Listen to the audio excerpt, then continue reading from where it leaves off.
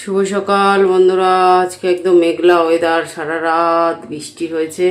এখন হালকা হালকা সূর্য দেবতার দেখা পাওয়া গেছে, হালকা মিঠে রোদ যাকে বলে। এখনো বৃষ্টি পড়ছে ঝিরঝিরানি। আর এদিকে বাসি কাজকর্ম সেরে গোপাল সোনাকে পুজো দিয়ে চাল ভিজিয়ে দিয়েছি, ডাল ভিজিয়ে দিয়েছি, সাথে চা করে নিয়েছি। আর ক্যালসিয়ামের ঘাটতি পূরণও করার ব্যবস্থা করে নিয়েছি। চুলাটা কি সুন্দর অঙ্কুরিত হয়েছে। চলো বড়মশাইকে দেবো এখন।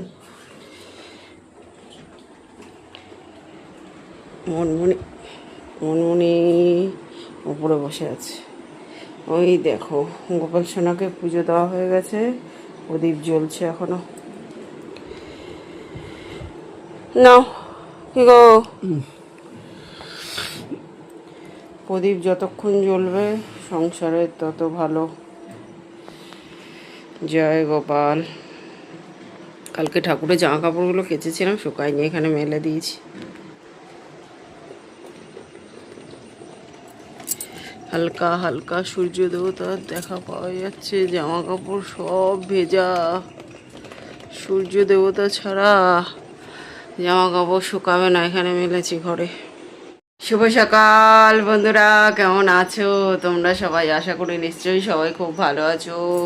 আর আমরাও কিন্তু বেশ ভালো আছি। দেখো মনমুনি ঘুমাচ্ছে শীতে কাঁপতে কাঁপতে। বেশ ঠান্ডা ওয়েদার, কালকে দিয়ে টানা বৃষ্টি হচ্ছে। পাখা একদম স্লোভাবে চলছে, ক্যামেরা ওরকম স্পিড দেখাচ্ছে। পাখা স্লো একদম একে চলছে আর কি, মানে না চালালে মশা ঠসা কামড়াবে, ওই জন্য চালানো আছে। নাহলে পাখা চালানোর দরকার নেই, ওয়েদার এত ঠান্ডা হয়ে গেছে।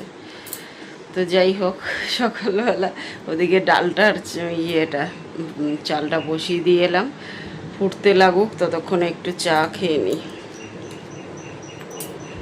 ধরো ধরো নামা।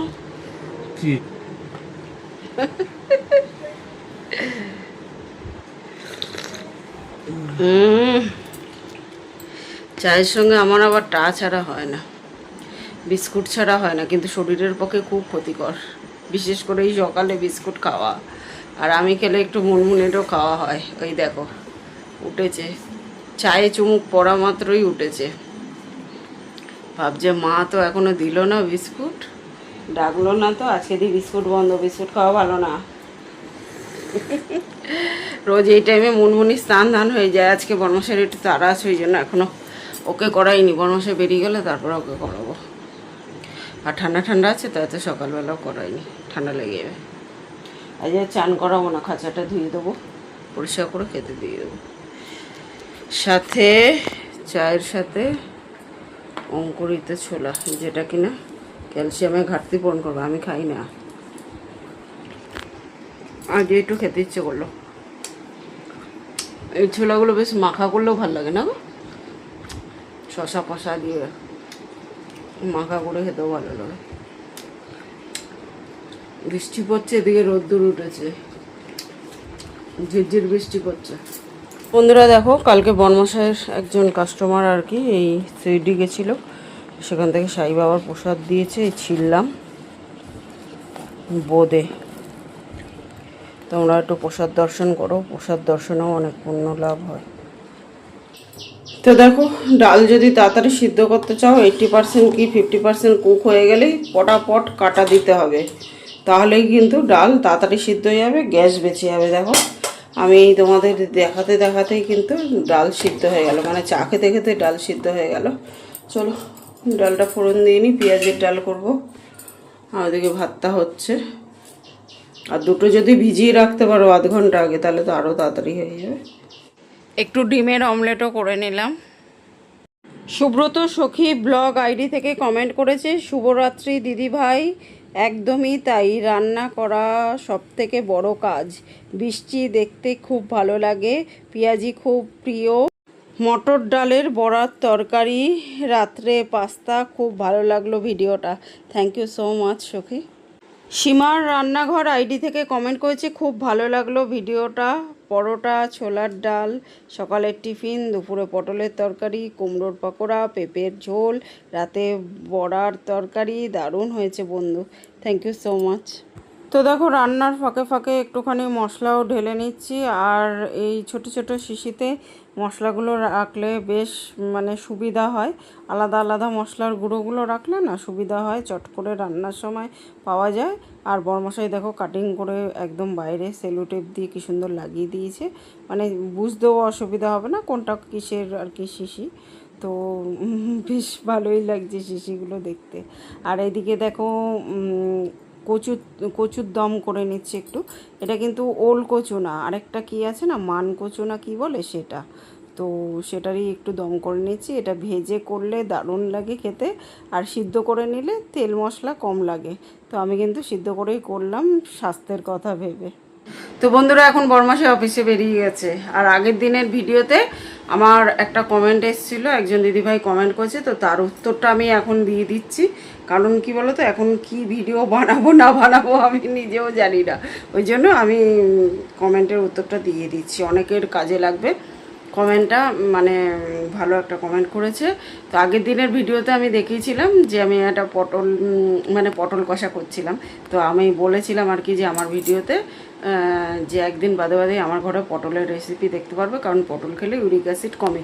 বরমশাই যখন মানে বাড়িতে সবে সবে হাত দেবো আর কি ভাবছি, চিন্তা ভাবনা চলছে, তখন বরমশাইয়ের এখন মানে হঠাৎ করে একদিন না পায়ে ব্যথা ওঠে, পায়ের পাতায়, মানে হাঁটতে পারছিল না ঠিক করে, একটু খুঁড়িয়ে হাঁটছিল।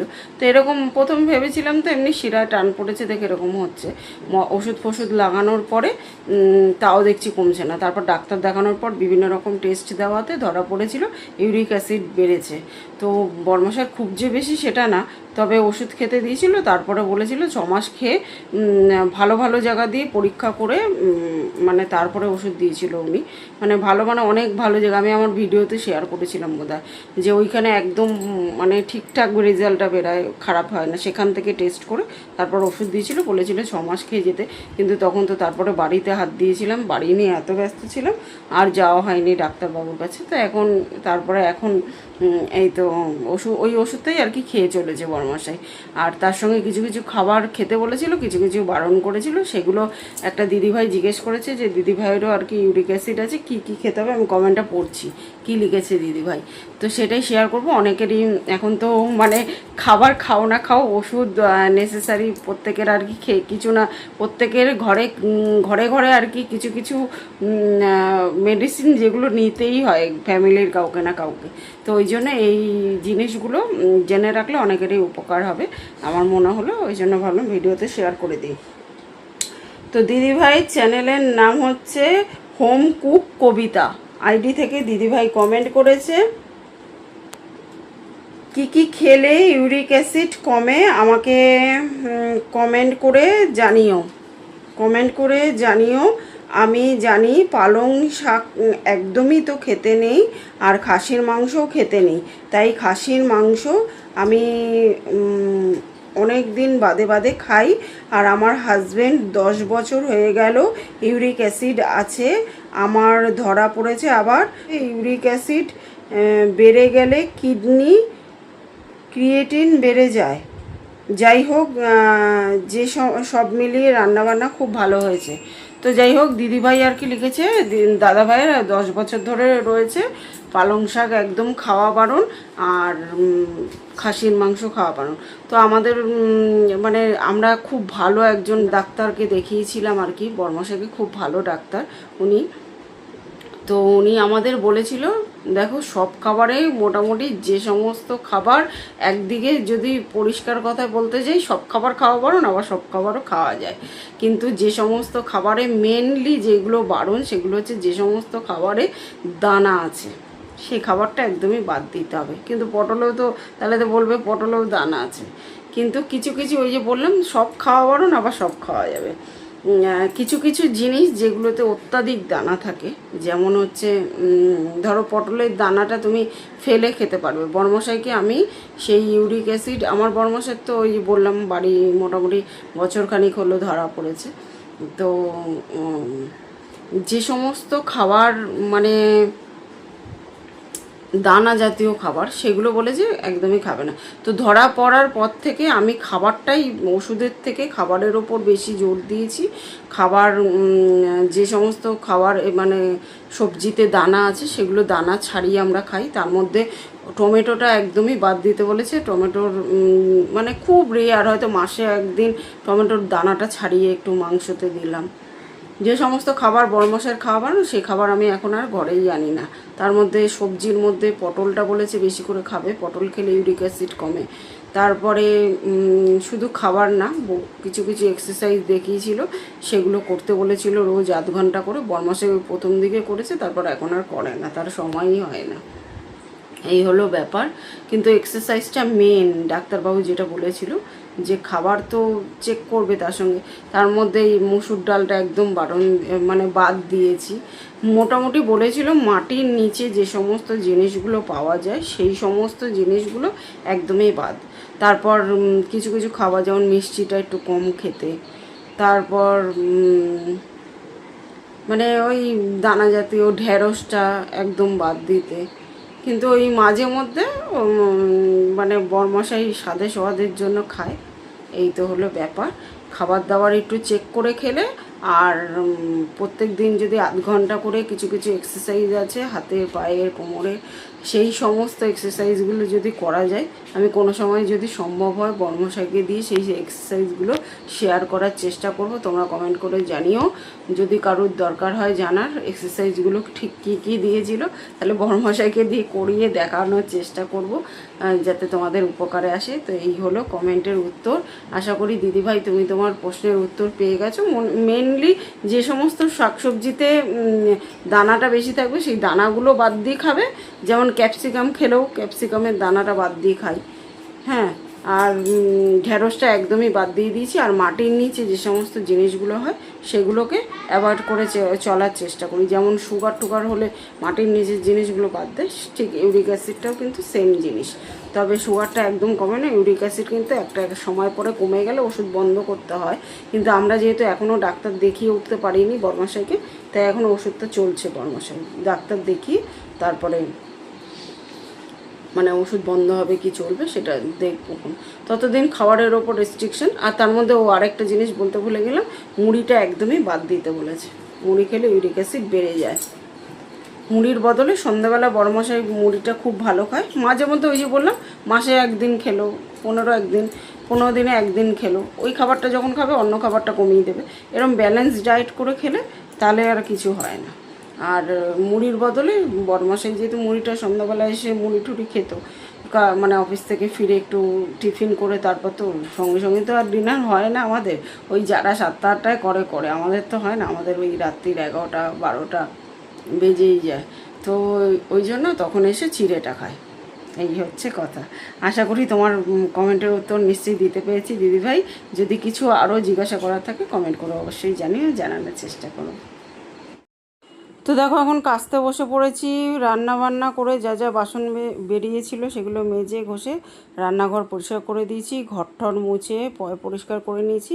এখন স্নান করব, পুজো দেবো। এই তো হলো আমার ব্যস্ত সকালের রুটিন। তো কেমন লাগলো বন্ধুরা তোমাদের অবশ্যই কমেন্ট করে জানিও। তো আজকের মতো এই পর্যন্ত, দেখা হবে নেক্সট ব্লগে। ততক্ষণের জন্য ভালো থেকো, সুস্থ থেকো। আর আমার ভিডিওগুলো ভালো লাগলে লাইক, শেয়ার, কমেন্ট প্লিজ। আজকের মতো টাটা।